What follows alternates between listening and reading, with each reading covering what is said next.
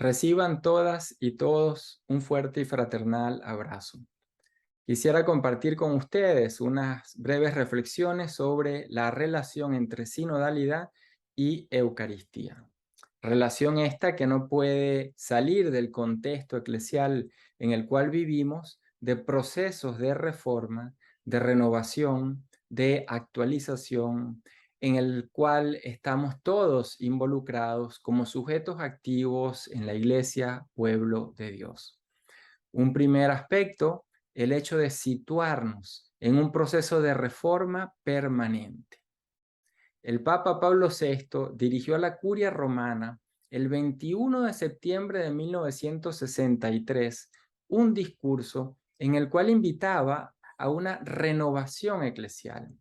Pero como señaló en su discurso de apertura de la segunda sesión del Concilio Vaticano II, celebrada pocos días después, el día 29 de septiembre de 1963, decía Pablo VI, esta reforma rinde homenaje a la tradición, tratando de despojarla de todas sus manifestaciones caducas y defectuosas para hacerla auténtica y fecunda.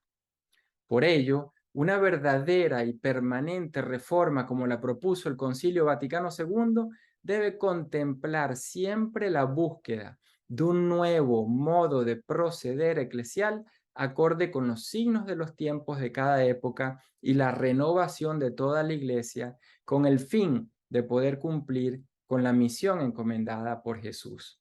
El concilio nos invitó, como nos recuerda en Unitatis Redintegratio número 4 y número 6, a que emprendamos, dice el concilio, animosos la obra de renovación y de reforma.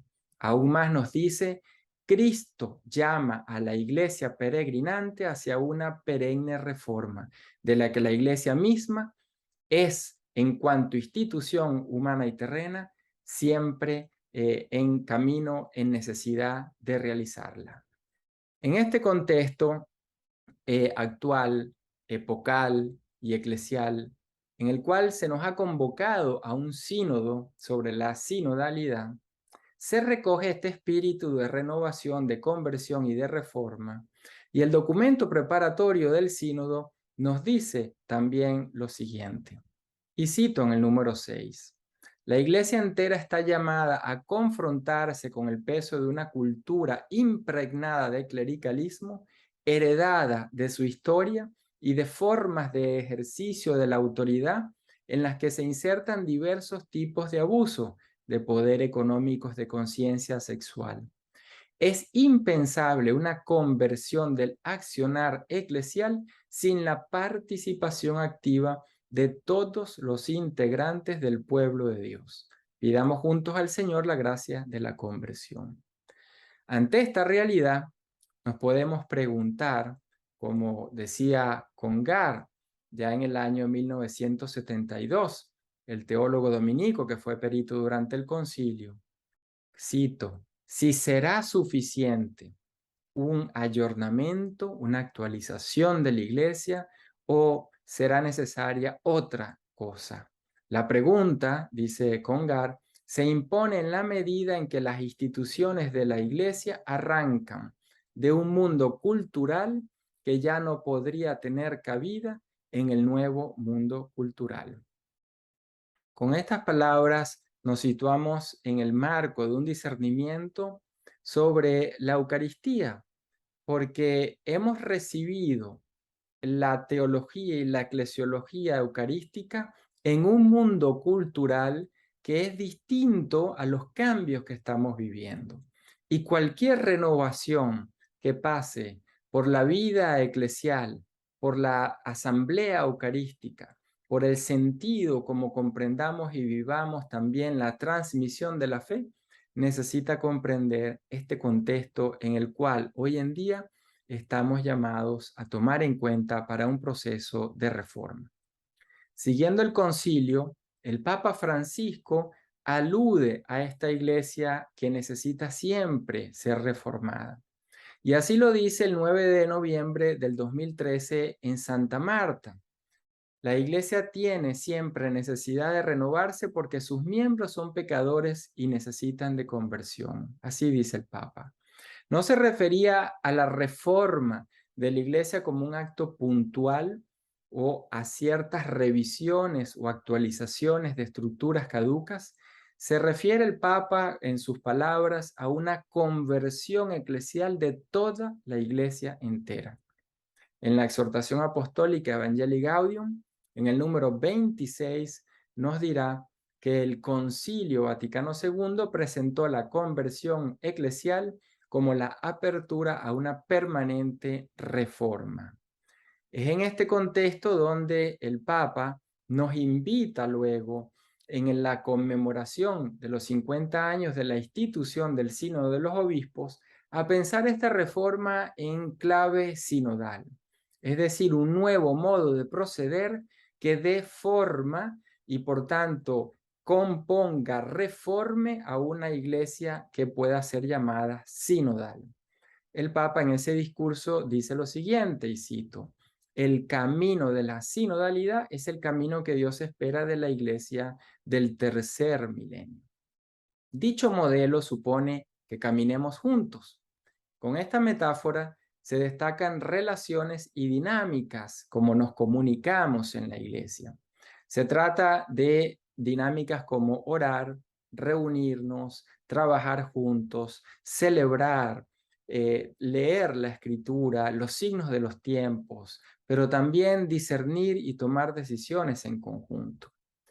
Este modelo de una iglesia sinodal supone entonces que busquemos nuevas formas de proceder que puedan integrar a todas y a todos en el pueblo de Dios y que esa integración se exprese en una unidad multiforme, en una comunión poliédrica, donde quepa la diversidad en el ámbito siempre del caminar juntos, de la comunión.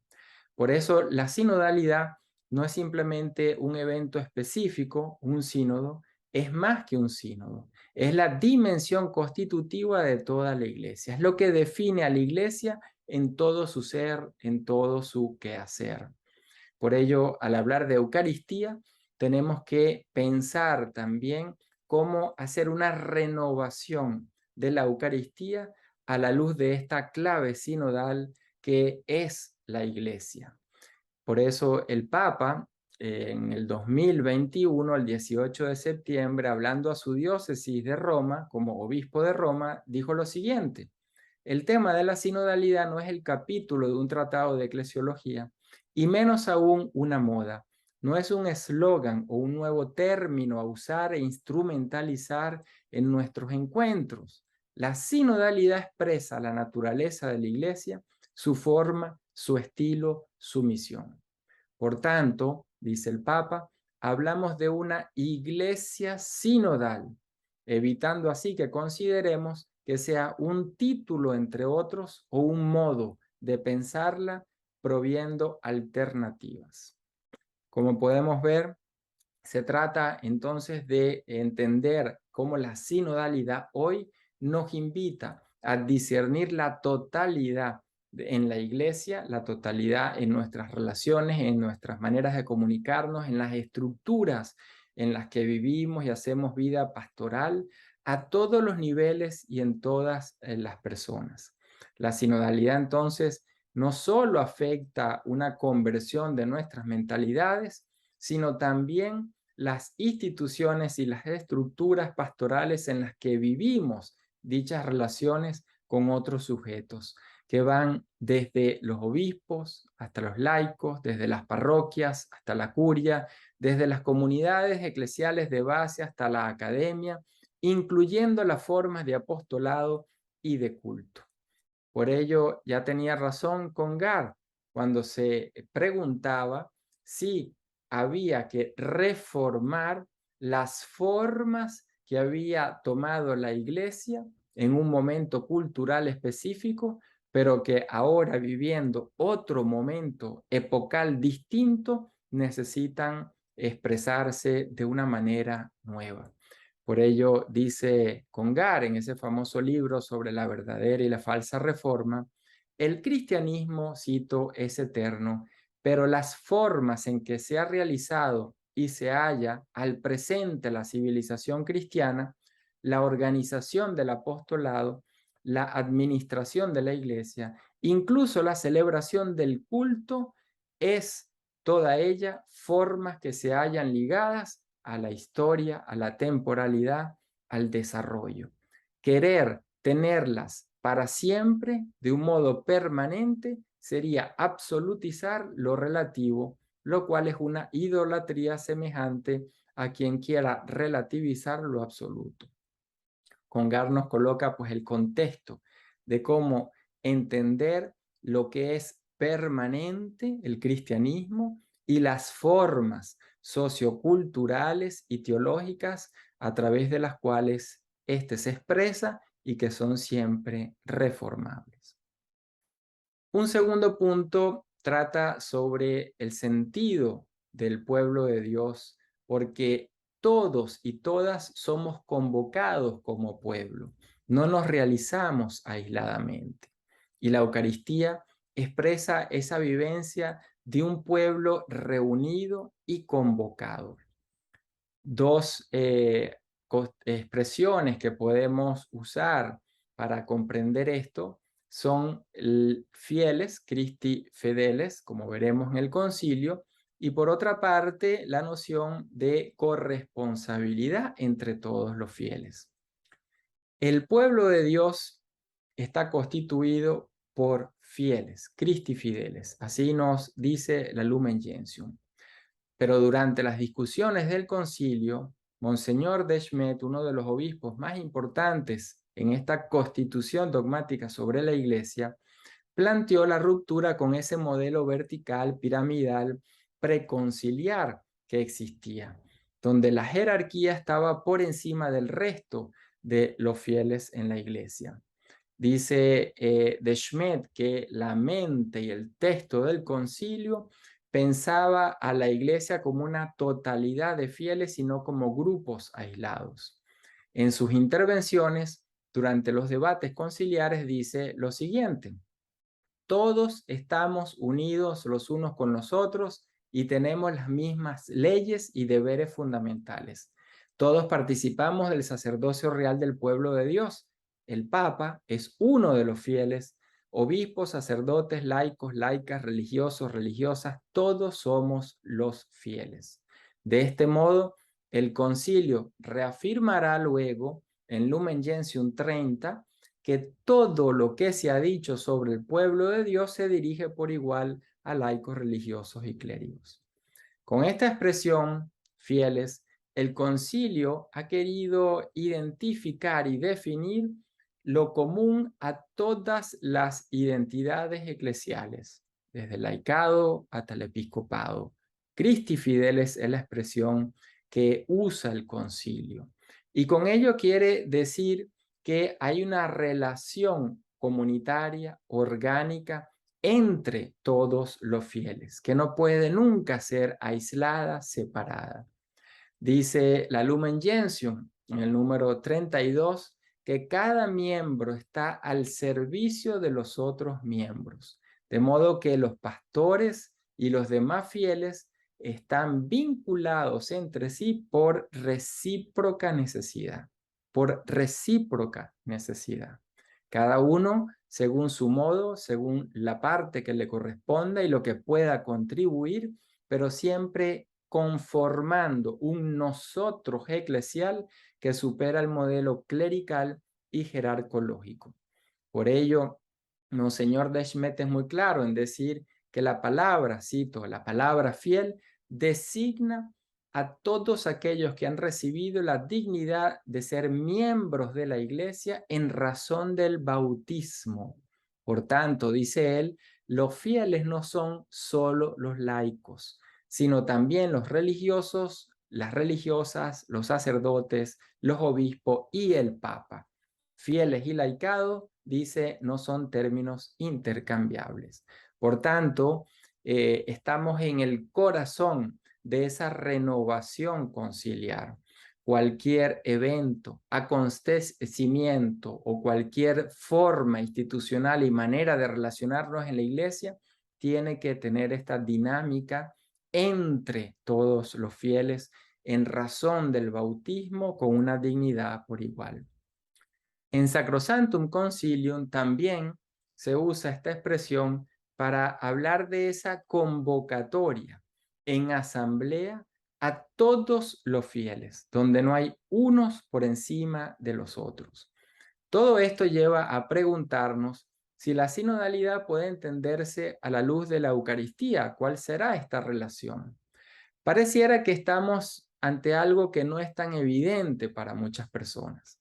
El punto de partida es siempre recuperar la teología del bautismo, el sentido fundamental que tiene el bautismo para cada uno en la iglesia.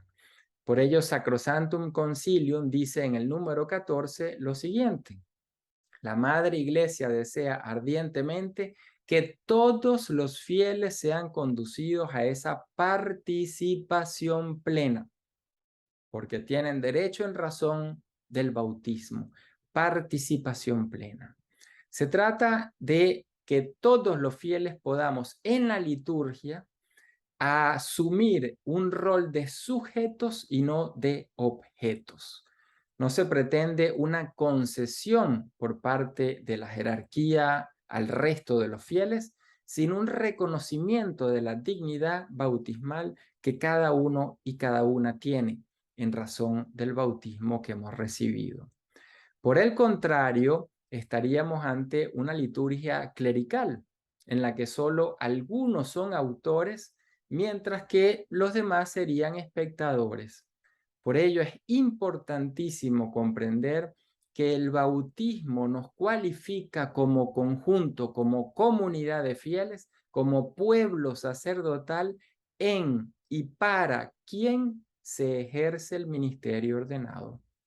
En otras palabras, esto no quiere decir que relativicemos la celebración litúrgica y sacramental ni al ministro ordenado, sino que los situemos en el contexto de una vida eclesial que se piensa desde la totalidad de los fieles integrados, involucrados en toda la vida, la experiencia y la misión de la iglesia. Dice Lumen Gentium en el número 10, los fieles en virtud de su sacerdocio real participan en la ofrenda de la Eucaristía y ejercen su sacerdocio mediante la recepción de los sacramentos, la oración y la acción de gracias, mediante el testimonio de una vida santa, la abnegación y la caridad laboriosa. Como podemos ver, la identidad cristiana, tanto en Lumen Gentium como en Sacrosanctum Concilio, se define inseparablemente del bautismo y la Eucaristía. Pero la iglesia, como comunidad de bautizados, se reúne convocada como totalidad, no como agregación de sujetos. Y por tanto, en esta reunión, en esta asamblea, celebramos entonces la cena del Señor. En el número 6 de Sacrosanctum Concilio lo explica de este modo, cito: por el bautismo los hombres se insertan en el misterio pascual de Cristo. La Iglesia no ha dejado de reunirse en asamblea para celebrar el misterio pascual, leyendo en todas las escrituras lo que le concierne, celebrando la Eucaristía y dando gracias a Dios por su inefable don. Como vemos, hace énfasis el texto en esta dimensión de reunirnos en asamblea, y en esa asamblea leemos, discernimos en conjunto la escritura y celebramos la presencia del pan.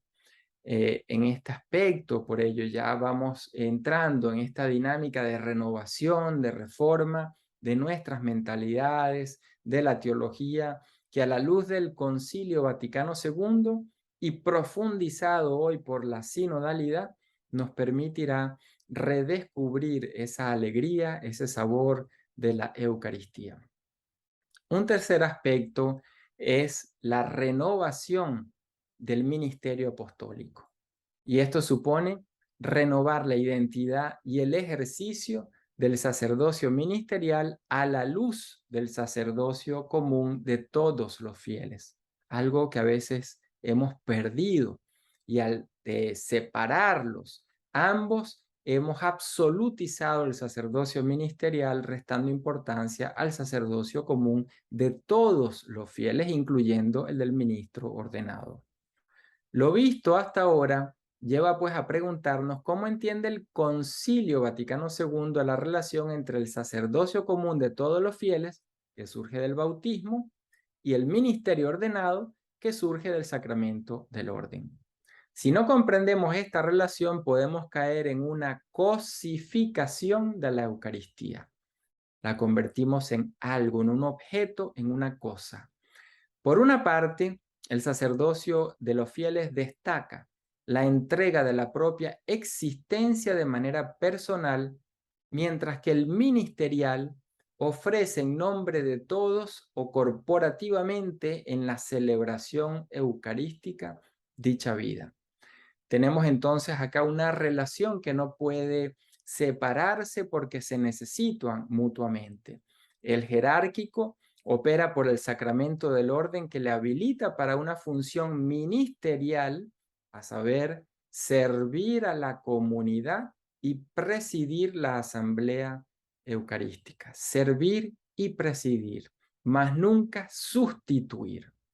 La teología del sacerdocio común no ha sido fácil de recibir al día de hoy, y aún viniendo del Concilio Vaticano II, a 60 años ya de su celebración, nos cuesta comprender esta manera de vivirnos como iglesia, pueblo de Dios, en relaciones horizontales o desde una comunión que implique la diversidad. La clave está en leer al Lumen Gentium, la Constitución dogmática sobre la Iglesia, como la hicieron sus propios arquitectos, el cardenal Suenens, Monseñor de Schmet. En ellos, el capítulo 2 del Lumen Gentium, que se dedica al pueblo de Dios, se antecede al capítulo 3, que es sobre la jerarquía. ¿Y por qué hacen o usan ese orden? Porque quieren hacer ver que en una iglesia no clerical, no piramidal, no jerarcológica, todos en el pueblo de Dios somos fieles, y por tanto la jerarquía tiene el deber de servir al resto de los fieles como miembro de ese mismo pueblo de Dios. De ahí que a la luz del concilio se ofrece una renovación del ministerio apostólico y se sitúa entonces al interior del conjunto de todos los creyentes. Dice el Lumen Gentium 32, de este modo los pastores deben estar al servicio de los demás fieles. Podemos decir que en Presbyterorum Ordinis, cuando habla del sacerdocio, se refiere en primer lugar a que todos los fieles quedan constituidos por el sacerdocio en común, en el número 2. Pero ahí también dice que algunos son ministros por el orden sacramental, y a su vez termina diciendo que los ministros actúan en colaboración con el orden episcopal. En las tres características vemos una unidad fundamental que parte del todos los fieles, algunos los ministros, y en colaboración con los obispos. En Lumen Gentium se nos da también otra clave para entender esta identidad del ministerio apostólico. Dice del número 25 al número 28 tres criterios que nos pueden ayudar. Primero, se encuentra la función evangelizadora o el anuncio de la palabra, que es común a todos los fieles. Todos tenemos la misión de anunciar, de evangelizar, del querigma. Por otra parte, dice como segunda, está la función sacramental, la segunda, y la tercera, la función de gobierno. Esto quiere decir que para el Concilio Vaticano II, la identidad y la función del ministro ordenado se fundan principalmente en la palabra. En el número 4 de Presbyterorum Ordinis se dice precisamente que es la palabra el fundamento principal. El presbiterado no será entonces un poder sobre la Eucaristía, como sostuvo el Concilio de Trento, sino una existencia para la misión evangelizadora de la que todos los fieles somos corresponsables por igual. Por tanto, el sacerdocio común de los fieles es previo y permanente y nunca se pierde. Un ministro ordenado nunca pierde su sacerdocio común. Nos dice un gran experto en el Concilio Vaticano II, Santiago Madrigal, que el concilio ha hecho una opción. Dice que su punto de partida, cito, no es la celebración de la Eucaristía, el culto, sino la misión del pueblo de Dios. Y por tanto el reconocimiento de la prioridad ontológica del pueblo sacerdotal en la que se inscribe y a quien sirve ese ministerio sacerdotal. Por ello no podemos pensar a la Eucaristía si no revisamos cómo se entiende, cómo se relaciona el ministro ordenado en relación al resto de los fieles. Y de ahí la pregunta entonces, ¿cómo estamos caminando juntos? Y si la Eucaristía expresa ese caminar juntos como iglesia sinodal. De ahí el cuarto aspecto que quisiera compartir, caminar juntos como pueblo de Dios en comunión. Francisco, como sabemos, ha descrito esta manera nueva de ser iglesia del siguiente modo.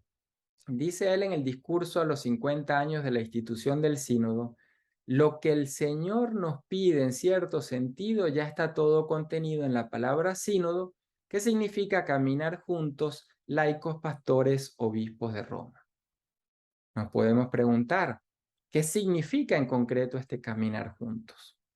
El documento preparatorio del sínodo sobre la sinodalidad nos ofrece las claves en el número 28 y en el número 29. En el número 28 dice que caminar juntos puede ser entendido desde la vida interna de las iglesias, las relaciones entre los sujetos en la iglesia, a la vez como la manera como las instituciones, en el caso de los consejos en una diócesis, en el caso de las comunidades y parroquias, funcionan y se articulan. Y también nos dice que la segunda perspectiva es cómo caminamos juntos con la sociedad y sus problemas de hoy en día. Una iglesia que camine e incluya a los jóvenes, que camine e incluya a los pobres, a los excluidos, a las minorías. Este caminar juntos entonces supone a una iglesia que quiera renovarse desde las relaciones con las otras personas, que la lleve a su propia conversión pastoral. El documento de la Comisión Teológica Internacional sobre la sinodalidad en la vida y en la misión de la Iglesia nos dice que el alcance de esta expresión sinodalidad es tal que define a la Iglesia como su dimensión constitutiva.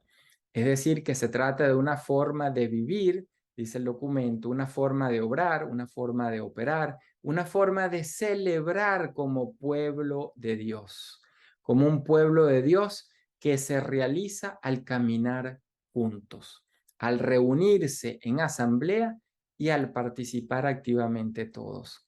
El documento de la Comisión Teológica nos da entonces las claves. Ser pueblo de Dios implica este caminar juntos que se traduce en reunirnos en asamblea, en participar en conjunto, en sentirnos sujetos en esta vida y misión de la iglesia. Nos podemos preguntar cómo estamos caminando juntos en nuestras propias comunidades, en nuestra propia iglesia particular. ¿Y qué paso nos invita el Espíritu a dar para que podamos vivir una comunidad en clave sinodal, lo cual supone la diversidad que ha de ser integrada en nuestras comunidades y el respeto a esa diversidad para crear una comunión pluriforme, multiforme.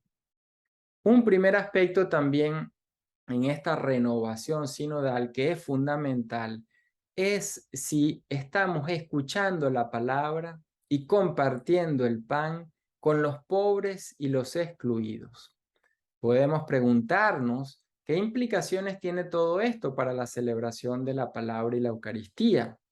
Si afirmamos que, como dice el documento de la Comisión Teológica Internacional, que el camino sinodal de la Iglesia se plasma y se alimenta con la Eucaristía y que la Eucaristía representa y realiza visiblemente la pertenencia del cuerpo de Cristo como copertenencia entre los cristianos, y si el banquete eucarístico expresa y realiza el nosotros eclesial, entonces podemos decir, estamos caminando juntos y expresando a través de la Eucaristía ese ser pueblo de Dios que incluye o no.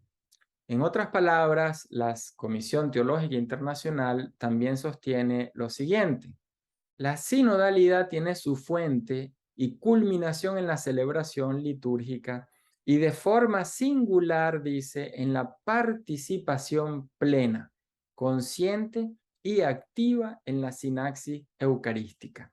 La comunión, continúa el documento, con el cuerpo y la sangre de Cristo significa que aunque seamos muchos, somos un solo pan y un solo cuerpo, pues todos participamos de ese pan. Como vemos, se trata de construir un nosotros eclesial. Ese nosotros eclesial que solo se alcanza cuando a través de un proceso de conversión construimos esa comunión eclesial entre la diversidad de fieles, de sujetos en la iglesia y en la sociedad. Se trata de recordar también acá la praxis de los primeros cristianos. La comunión, la koinonía, se simbolizaba y alimentaba en la fracción del pan, en la celebración de la cena del Señor, que se realizaba en las casas y que incluía la mesa compartida, además de recibir también el alimento de la palabra de los apóstoles. Así lo expresa los Hechos de los Apóstoles. Y leo en el capítulo 2, versículos 42 en adelante. Dice el libro de los Hechos: los discípulos se reunían frecuentemente para escuchar la enseñanza de los apóstoles, participar de la vida común, de la fracción del pan y de las oraciones. En sus casas partían el pan, compartían la comida con alegría, sencillez y sinceridad. En este ambiente en el que se daba la celebración, era fundamental para Pablo que las condiciones de fraternidad y sororidad existiesen para poder decir que ha habido una celebración auténtica de la Cena del Señor. Sin embargo, Pablo se da cuenta que en la comunidad de Corintios no se estaba celebrando realmente la Cena del Señor. En la primera carta a los Corintios, capítulo 11, versículo 20, utiliza esa expresión muy fuerte. Ellos no celebran la Cena del Señor. ¿Por qué Pablo utiliza esta expresión? Porque en esa comunidad llegaba primero el Señor, el gran poseedor de riquezas, se comía la cena y cuando llegaban los sirvientes, los pobres, no quedaba nada. Se olvidaban de los pobres, se olvidaban de los excluidos, se pensaban desde sí y desde los propios bienes que tenían, y no se relacionaban como hermanos y hermanas entre ellos. Por ello es que Pablo reacciona tan fuerte. La celebración del Señor, de esa cena del Señor, ha de expresar una vida eclesial que incluya a todas y a todos, especialmente a los pobres y a los excluidos que no queremos estar, escuchar, vivir con ellos en la iglesia. No podemos pues separar la liturgia eucarística de una opción que tenemos que hacer por los pobres, descartados y los excluidos, por las minorías y las diversidades que no queremos incorporar en la iglesia. porque ellos también son sacramentos de esa presencia de Dios. Y traigo el ejemplo del Papa Pablo VI, quien en 1968, en una Eucaristía que celebró en las afueras de Bogotá, cuando él fue a inaugurar la segunda conferencia general del Episcopado Latinoamericano en Medellín, en esa Eucaristía junto a los campesinos dijo lo siguiente, una bella analogía entre los pobres, los excluidos y la Eucaristía. Dice el Papa Pablo VI, sois vosotros, refiriéndose a los pobres, un signo, una imagen, un misterio de la presencia de Cristo.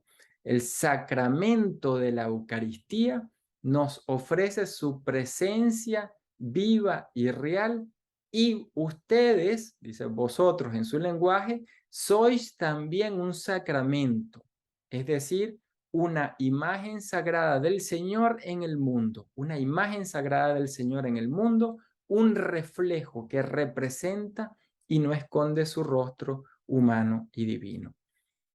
Encontramos a Jesús en el sacramento de la Eucaristía y encontramos a Jesús en el sacramento del pobre y del excluido. Como dice el Papa Pablo VI, esto supone toda una conversión.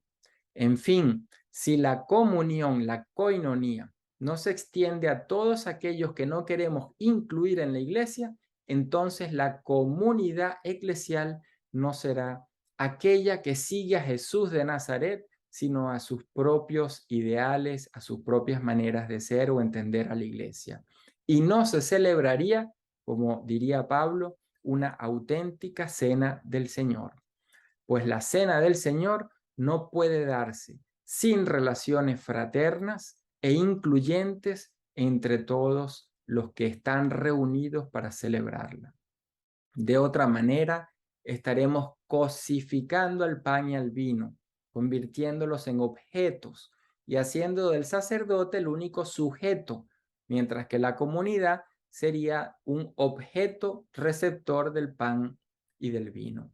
Por ello es tan importante entender cómo la sinodalidad nos pide en nuestras Eucaristías, en nuestras asambleas eucarísticas, en nuestra liturgia eucarística, que sea vivida de una manera comunitaria, inclusiva y dialógica, sin tomar en cuenta la condición de cada sujeto en lo social, en lo económico, en lo político y en lo moral, sino incluyendo a cada uno como un hijo y una hija amado por Dios, como un hermano, como una hermana de cada uno de nosotros.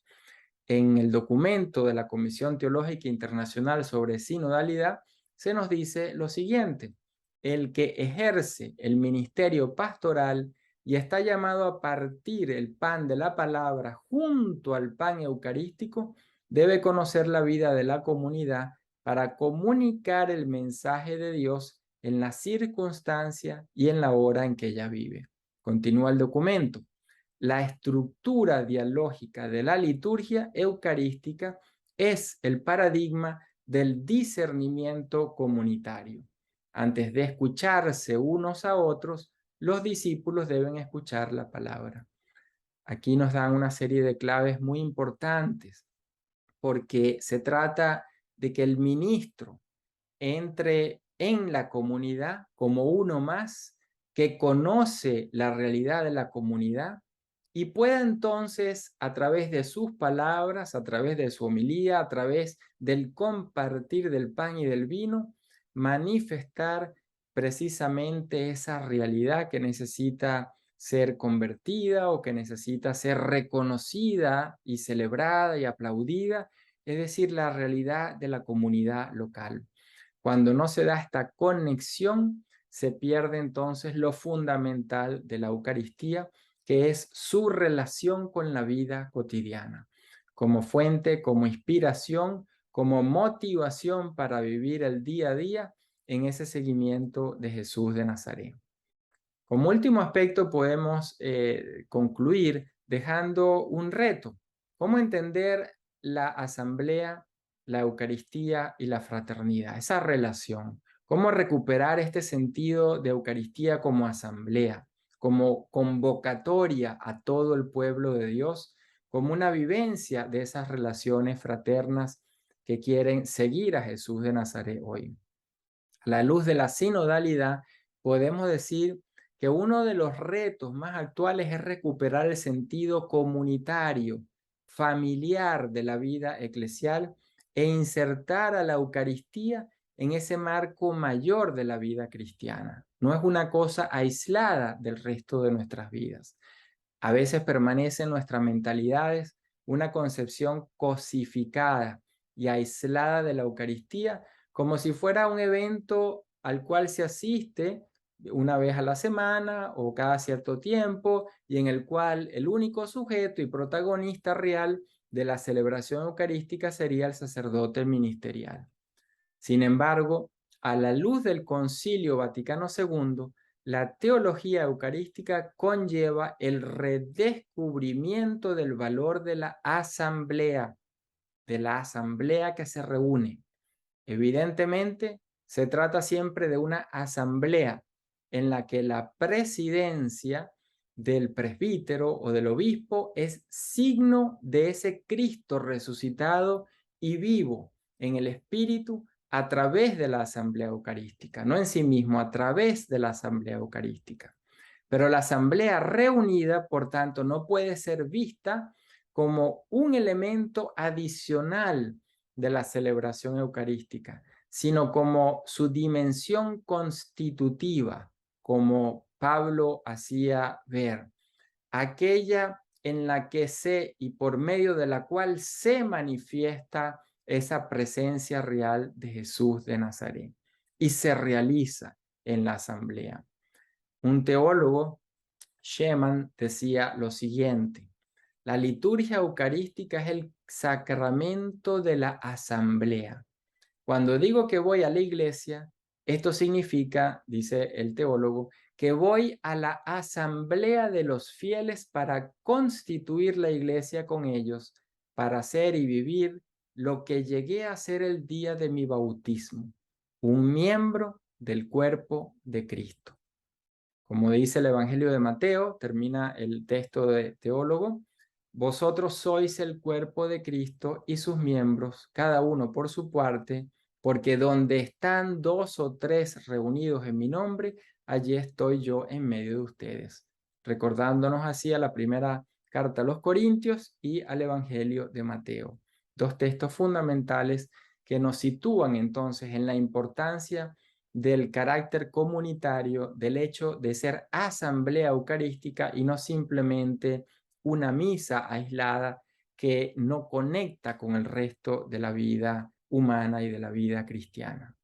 A partir pues de esta visión que hemos venido reflexionando, es posible una profunda analogía entre la Eucaristía y la sinodalidad, porque la Iglesia se reúne en asambleas eucarísticas en cuanto ella es pueblo de Dios que camina en comunión, pueblo de Dios que es alimentado por la palabra y por el cuerpo de Cristo.